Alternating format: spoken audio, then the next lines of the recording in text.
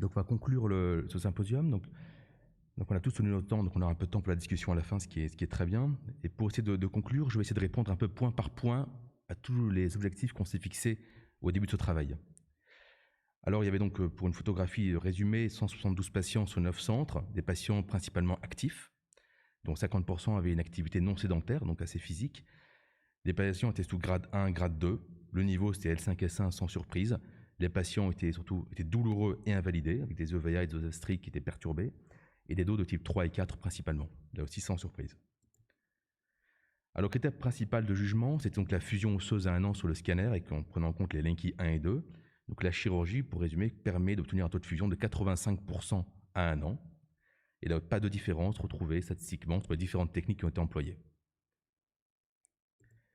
Je vous résume rapidement sur cette slide qui a déjà été mise tout à l'heure, sur les critères secondaires qui avaient été choisis, donc sur la douleur, la qualité de vie, la capacité fonctionnelle, le travail, les paramètres radiologiques, les paramètres opératoires et taux de complications.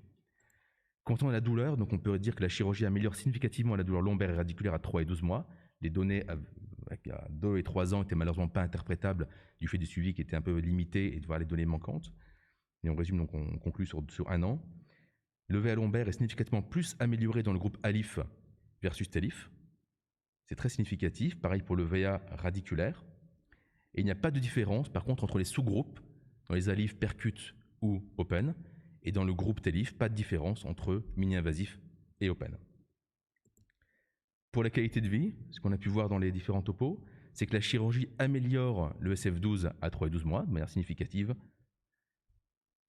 Le score fonctionnel, le sous-groupe PCS et MCS sont plus améliorés dans le groupe ALIF que dans le groupe TELIF à 3 et 12 mois. Là, c'est significatif. Et là encore, il n'y a pas de différence entre les différents sous-groupes dans le ALIF plus voie postérieure open ou percutanée et dans le TELIF mini-invasif versus open. Pour l'osvestrie, donc la capacité fonctionnelle, là aussi la chirurgie est efficace sur le statut fonctionnel de nos patients à 3 mois et 1 an. Donc c'est amélioré dans les deux groupes. Et il est plus amélioré dans l'ALIF que dans le TELIF. Et dans le groupe ALIF, l'osvestrie est plus amélioré après fixation conventionnelle que par une fixation percutanée. Donc la donnée qu'on peut en tirer. Par contre, dans le groupe TELIF, il n'y a pas de différence entre le percutané et l'open qui a été retrouvé. Alors pour le retour au travail, on est un peu déçu. Malheureusement, on n'a pas pu répondre clairement à la question. Donc je vous mets le chiffre que le statisticien nous a répondu, donc 32 semaines d'arrêt de travail moyen. Mais il y a beaucoup d'incohérences dans les données, surtout beaucoup de données manquantes. Donc malheureusement, sur ce point, on n'a pas de réponse claire à fournir. Pour les paramètres radiologiques, donc on voit que la chirurgie améliore l'ensemble des paramètres, même si ce n'est pas spectaculaire, mais on améliore la version pelvienne, on améliore la pente sacrée qui est un petit peu augmentée, mais de manière significative sur le plan statistique. Pareil pour le SSA et les lordoses lombaires et segmentaires. Donc la lordose est significativement améliorée, plus améliorée dans le groupe ALIF versus TELIF. Donc pour ceux qui en font, il n'y a pas beaucoup de surprises, mais comme on nous l'a signalé tout à l'heure, le docteur Collinet, donc il n'y a pas de corrélation entre le gain de lordose et les résultats cliniques à 1 an.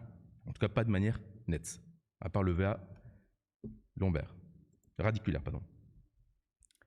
Pour les paramètres opératoires, le saignement opératoire est supérieur dans le groupe TELIF.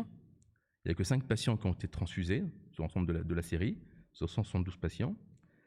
La durée opératoire et la durée d'hospitalisation sont supérieures dans le groupe ALIF, parce qu'il y a bien sûr 2 procédures.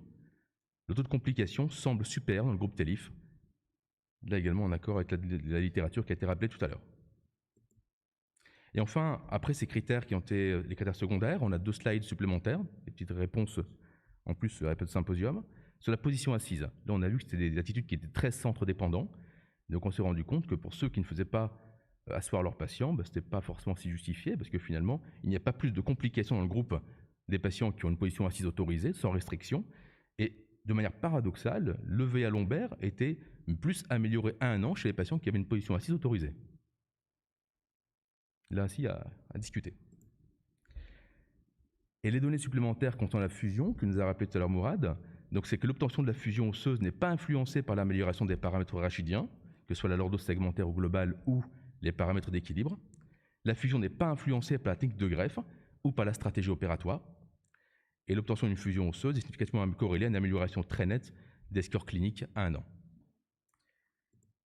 Alors je tiens bien sûr, pour conclure, à remercier un peu la SFCR, beaucoup la SFCR et le comité d'organisation qui ont déjà permis que le congrès puisse se tenir dans ces moments difficiles et qui nous ont confié ce travail.